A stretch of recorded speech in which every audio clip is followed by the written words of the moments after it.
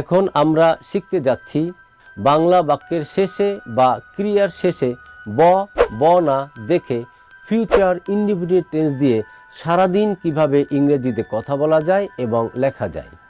ইংরেজিতে বাক্য তৈরির ক্লাসে আপনাকে স্বাগত জানাচ্ছি। এই কাজটি কঠিন হলেও আমরা শিখব সহজে।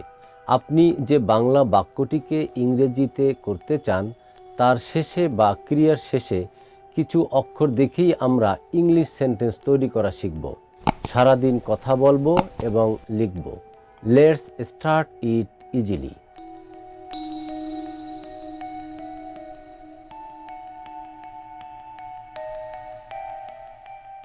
Future indefinite tense, affirmative and negative.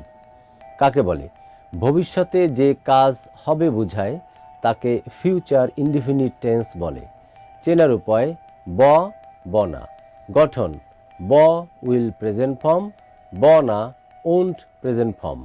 যেমন হাসিন ব্যাডমিন্টন খেলবে, হাসিন উইল প্লে ব্যাডমিন্টন। না হাসিন ব্যাডমিন্টন খেলবে না, Hasin will not play badminton. Dear viewers, এই স্ট্রাকচার দুটি 20 বার না দেখে বলতে হবে। উইল প্রেজেন্ট ফর্ম, না won't present form. Will not এর সংক্ষিপ্ত রূপ হচ্ছে ওন্ট।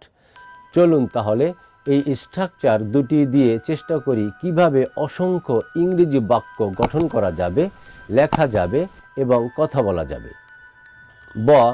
আমি ইংরেজিতে কথা বলবো, I will speak in English. না আমি ইংরেজিতে কথা বলবো না, I won't speak in English. Rahim গরিবদের সাহায্য করবে, Rahim will help the poor. না রহিম গরিবদের সাহায্য করবে না, Rahim won't help the poor. সে একটি ল্যাপটপ কিনবে, he will buy a laptop. না সে একটি ল্যাপটপ কিনবে না, he won't buy a laptop.